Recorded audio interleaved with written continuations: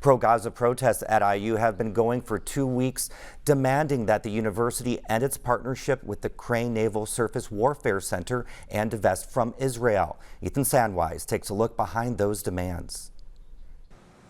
Protesters say they're prepared to occupy Dunn Meadow until their demands are met. First, they want IU to break its partnership with Crane.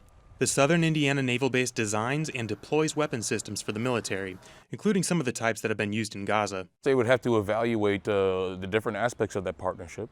How many different projects, what research, what recruitment is happening. And then they need to evaluate each of these along the lines of whether or not it contributes to IU's mission. IU's educational partnership with Crane goes back to 2015 under President Michael McRobbie.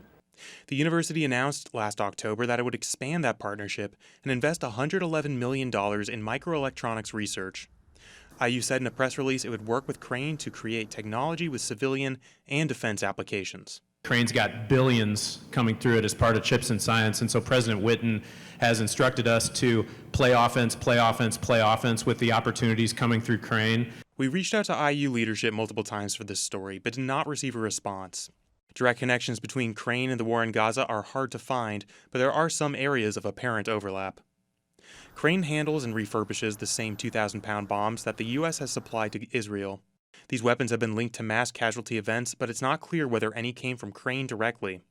The U.S. also paused shipments of those bombs to Israel last week over concern they be used in the Palestinian city of Rafah.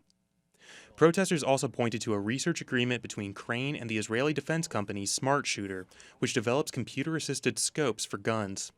According to a statement obtained by multiple news outlets, the company says under this agreement, the U.S. Navy will evaluate its ability to shoot down drones.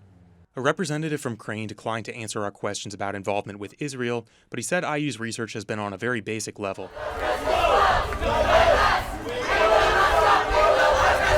Protesters also want IU to boycott, divest, and sanction the state of Israel.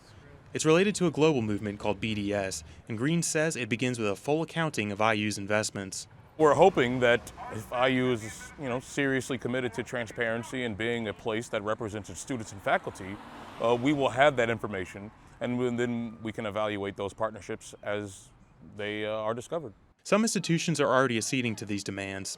Evergreen State College in Washington agreed to look into its investments and possibly divest, and Brown University plans to bring a vote before its trustees. Supporters of these tactics compare them to boycotts against the apartheid regime in South Africa. Critics say they're anti-Semitic and intended to delegitimize Israel.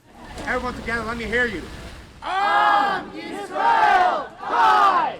The group IU Faculty and Staff for Israel urged colleagues in an open letter to keep in mind Indiana's anti-BDS law and IU's own anti-BDS policy.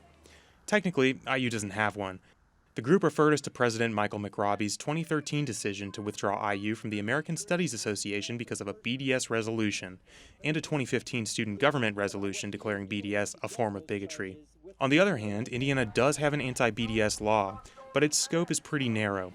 Passed in 2016, it requires the public retirement system to divest from businesses that boycott Israel. The text of the law says nothing about applying to universities. It only names the Public Employees Retirement Fund and another teacher pension fund, as I recall. Setting aside academic and economic boycotts, some experts say the impact of disinvesting the endowment would be minimal and mainly a moral stance. It would have no effect on Israel. Israel would just get that funding from somewhere else.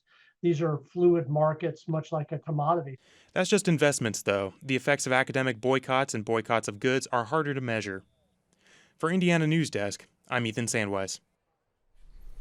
Protesters' final demand is the resignation or termination of 3 IU administrators, President Pamela Whitten, Provost Arush Shrivastava, and Vice Provost for Faculty and Academic Affairs, Carrie Doherty.